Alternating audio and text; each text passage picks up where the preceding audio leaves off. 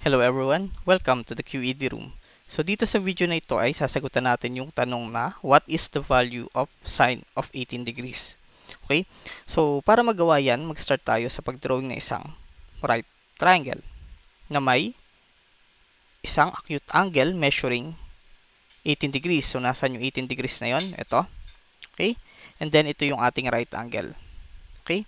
So sa right angle, sa right triangle, alam natin, okay, na itong 18 na to, itong angle na to, which is 18, plus angle na ito, okay, must be equal to 90. Okay, 90 degrees. Okay, kung ano yung measure nitong angle na to, 18, plus measure ng angle na to, must be equal to 90 degrees. So, para makuha yung angle na ito, itong nawawalang angle na ito, okay, ito other acute angle na to, ang gagawin natin is ima-minus natin yung 18 from 90 degrees. Okay? So, malalaman natin na yung angle na isa is 72 degrees. Okay? So, ngayon, ito na yung kompletong, hindi naman kompleto, pero kompleto yung mga angles, at least, ng ating right triangle. Meron tayong isang right angle dito. Meron tayong 18 degrees dito sa part na to. And meron tayong 72 degrees dito sa part na to. Okay? Now, yung trick dito sa method natin na gagawin is makita na yung ating 18 degrees multiplied by 2 ay equals sa 36 degrees. Okay? And itong 36 degrees ay equal siya sa kalahati ng 72 or 72 divided by 2. Okay? So, ibig sabihin, kung ano man yung trick na gagawin natin or yung solution natin, kailangan magi-involve siya. Involve dito yung 36 degrees. Okay? Related yung 72 at 18. Okay? Gamit tong relationship na ito. So, bakit itong relationship na ito yung ginamit natin? Okay? Dahil meron tayong identity sa trigonometry na tinatawag na half angle identity at saka double angle identity. Okay? So, mapapansin natin na yung half angle identity is pwede nating i-apply dito. And yung double angle identity is pwede nating i-apply dito. Okay? So, nakikita na natin ngayon yung magiging takbo ng ating solution. Mag-i-involve siya ng half angle identity or double angle identity. Okay? So, ang gagawin natin next, since related yung 36 degrees dun sa solution, okay, yung method na gagawin natin, i-drawing muna natin yung triangle na merong 36 degrees. Okay? So, dito, din-drawing na natin si triangle ABC, which is a right triangle, kung saan yung ating angle BC, itong angle na to, angle B is 36 degrees, and yung ating angle A is 54 degrees. Okay? Now, yung sunod na trick para sa method na to is makita na yung 54 natin, 54 degrees, ay equal siya sa 36 degrees plus 18 degrees. Okay? So, paano makakatulong sa atin yan? Ang gagawin natin is hahatiin natin yung angle A into two angles. Okay? Lagyan natin to label D. Kung saan yung isang angle ay may measure na 18 degrees at yung isang angle ay may measure na 36 degrees. Okay? So, ano ngayon yung ginawa nitong paghati na ito? Ano yung nagawa niya ngayon sa problem natin? So, ang nangyari is, kung mapapansin nyo, yung ating triangle, ACD is another right triangle. Siya yung original na triangle natin na 1872-90. Okay? Siya yung original triangle natin na tinitingnan kanina. Kung mapapansin nyo. Okay? So, ibig sabihin, mula dun sa ating triangle ABC, nabuo natin yung ating original na triangle na may measure na 18, 72, and 90. Okay? So, bukod pa dyan, okay, sa pagkakahati natin dun sa 54 into 36 and 18, nabuo natin si triangle A, B, D. Okay, itong triangle na to, A, B, and D. And ang measure ng dalawang angle ng triangle na yun ay parehas 36. Ang ibig sabihin si ating triangle ABD is isosceles. Okay? Isosceles. And being isosceles, ang ibig sabihin niyan, itong ang side na to at saka itong side na to ay parehas ng measure. Okay? So kung ilelet ko siya, yung length niya as variable t, dapat ito ang length niya is ay variable t din. Okay? So ganun yung nangyari after nating hatiin yung 54 into 36 and 18. Another thing na kailangan natin dito para mas ma-simplify o mapadali yung ating solution is yung ating hypotenuse AB, okay, ng triangle ABC is ilelet natin o sasabihin natin na yung i-scale natin hanggang sa maging 1 yung length niya. So bakit? Kasi kapag 1 yung length ng ating hypotenuse, okay, mas madaling hanapin yung mga side lengths, okay? So tatandaan natin dito, since sine of 18 yung hinahanap natin, okay, hindi tayo naghahanap ng side lengths talaga. Hindi na importante kung ano yung actual measure na side lengths. Okay? So, ang kailangan lang is mahanap natin yung sine 18. So, ibig sabihin nun, pwede tayong humanap ng any side length na gusto natin as long as yung mga ratios ay consistent. Okay? And dito sa pagkakataong to, magiging madali yung buhay natin kung isi-set natin yung side AB into 1 to 1. Okay? Bakit? Kasi sa oras na sinolve na natin itong length ng BC, okay, makikita natin na yan po ay equal lamang sa cosine of 36 degrees. Okay? Equal siya sa cosine 36 degrees kasi yung ating hypotenuse AB ay equal sa 1. Ganun din, okay, tanggalin lang natin itong mga natin to para masulat natin. So, ganun din, alam natin ngayon na yung ating length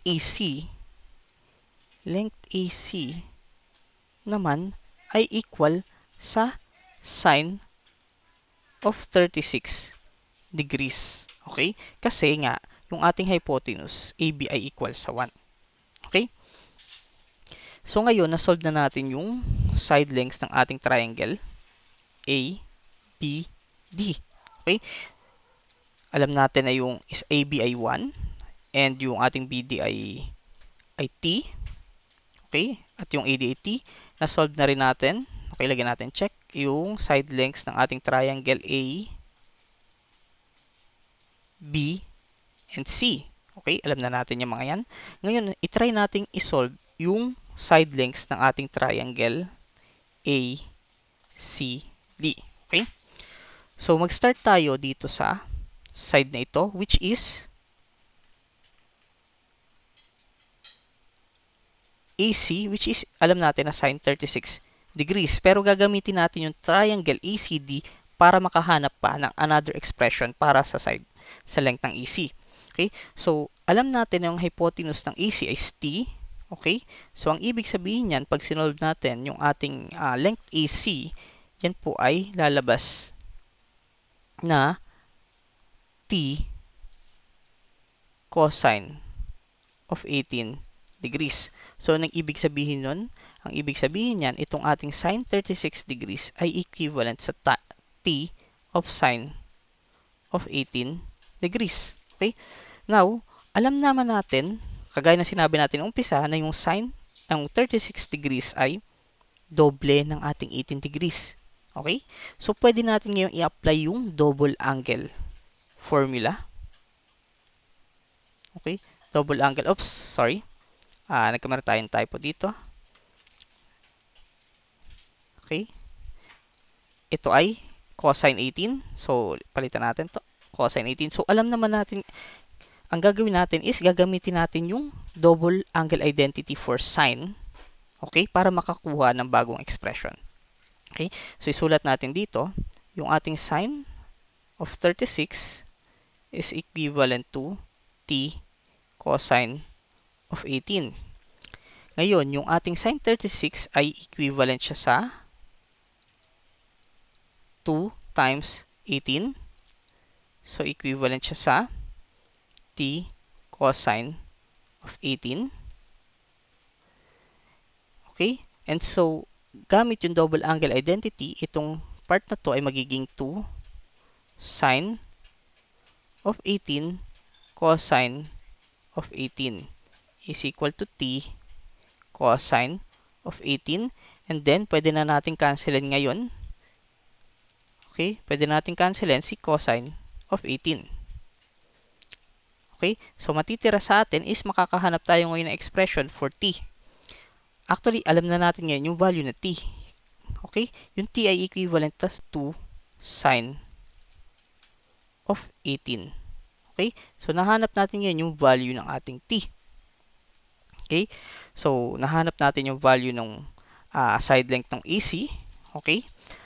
Ang sunod naman natin gagawin is hanapin yung side length DC or CD. Okay? So, gamit ulit yung triangle ACD natin, alam natin na yung side DC ay equivalent sa T sine of 18 degrees. Okay? So, ngayon, na-solve na natin yung mga side lengths ng side ACD. So, linisin lang muna natin yung ating board at i-rewrite natin kung ano yung mga information na alam natin. Okay? So, alam natin na yung ating t is equivalent to 2 sine 18. Okay? Alam natin ito, relationship na to, and nakuha din natin yun na yung value ng ating, na yung length DC ay equal sa t sine of 18 degrees. Okay?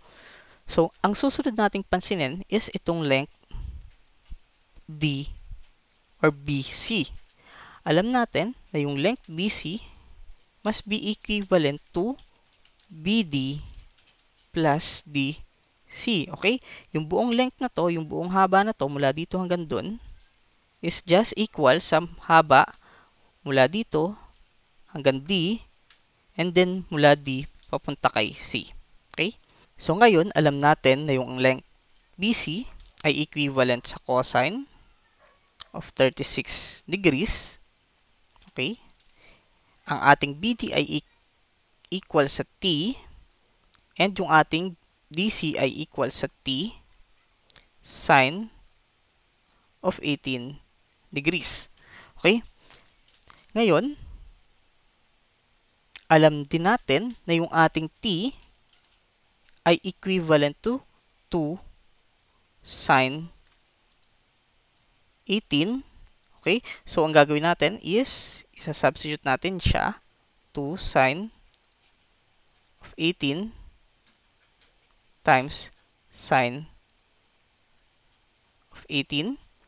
Ngayon, yung ating cosine, 36 naman ay equivalent sa cosine ng 2 times 18. Again, another half double angle identity yung kailangan natin. Okay? So, ito na ngayon yung magiging working equation natin. Okay? Ang kailangan lang natin is ma-express siya in terms of sine of 18. Okay? Tanggalin natin lahat ng cosine 36. Tanggalin natin lahat ng cosine. Kailangan sine of 18 lang yung unknown na matitira dyan. Okay? So, linisin natin ating board. I-rewrite natin yung ating final equation. Cosine of 2 times 18 ay equivalent sa 2 sine of 18 plus 2 sine of 18 times sine of 18. Okay? So, ngayon, ang ating cosine 2 theta, okay, double angle identity, can be expressed as 1 minus sine, or sorry, may 2 dito, 2 sine of 18 degrees. Okay, so tanggalan natin yung degrees para madali lang isulat. Okay, 2 sine squared, and then wag natin kakalimutan yung squared dito. 2 sine squared of 18. Okay, and dito sa kabila naman is masisimplify siya into 2 sine of 18 plus 2 sine of 18 quantity squared. Okay? So, ngayon, ang gagawin natin is collect all the terms sa isang side lang. So, ililipat natin. Okay? Lahat ito, kung gusto, papunta dun. So, mangyayari is, magkakameron tayo ng 4 sine squared 18 plus 2 sine 18 plus 1, minus 1 is equal to 0. Okay? So, kung gusto nating baliktarin, okay lang. Pero ang kailangang mapansin natin dito is sine of 18 yung ating unknown. So, ating equation na to ngayon, itong buong equation natin, is a quadratic equation in terms of sine of 18 degrees. Okay? So, para ma-solve siya, gagamit tayo ng quadratic formula. So, ngayon, ang ating sine of 18 ay equivalent sa negative b. Ang negative b natin is ito. Or ang b natin is 2. So, lagyan na natin yung over. Ito ay minus 2 plus or minus the square root of 2 quantity squared minus 4 times a natin is 4 times ating c is negative 1 divided by 2a, 2 times 4. Or equivalent siya sa negative 2 plus or minus square root of 20 over 8. Ngayon, yung square root of 20, pwede pa nating i-simplify to 2 square root of 5. So, ang expression natin is minus 2 plus or minus 2 square root of 5 all over 8. So, pwede nating i-cancel yung 2. So, masisimplify pa natin siya into 2 negative 1 plus or minus square root of 5 all over 4. Okay? So, ito na ba yung hinahanap natin na value? Hindi pa. Kasi, ang sine ng 18 is isa lang. Isa lang yung value ng sine of 18. Pero yung nakuha nating solution, dalawa. Okay? Isang negative 1 plus square root of 5 all over 4 at isang negative 1 minus square root of 5 all over 4. So, alin ba talaga sa dalawang yan ang ating solution? So, ang gagamitin natin is itong idea na to na for acute angles, yung sine daw ng isang angle is always positive. Okay? Positive. So, titingnan natin ngayon yung dalawang roots na nakuha natin. Isang minus 1 plus square root of 5 all over 4 at saka negative 1 minus square root of 5 all over 4. Okay? So, mapapansin natin ito, okay? Without looking at the sign, meron tayong negative plus negative sa taas. Okay? Negative plus negative equal siya sa negative. Okay? And then, yung negative na yan, itong negative na to, i-divide mo by 4 or positive 4, automatic ang lalabas dyan, negative pa din. Okay? So, ibig sabihin, itong negative 1 minus square root of 5 all over 4 ay negative. And so, hindi yan yung hinahanap nating solution. Ang solution na hinahanap natin ay ito. Negative 1 plus the square root of 5 all over 4. And so, yung ating value ng sine of 18 degrees ay negative 1 plus square root of 5 all over 4. Okay? So, maraming salamat sa panonood at sana may natutunan kayo. Thank you, thank you, thank you.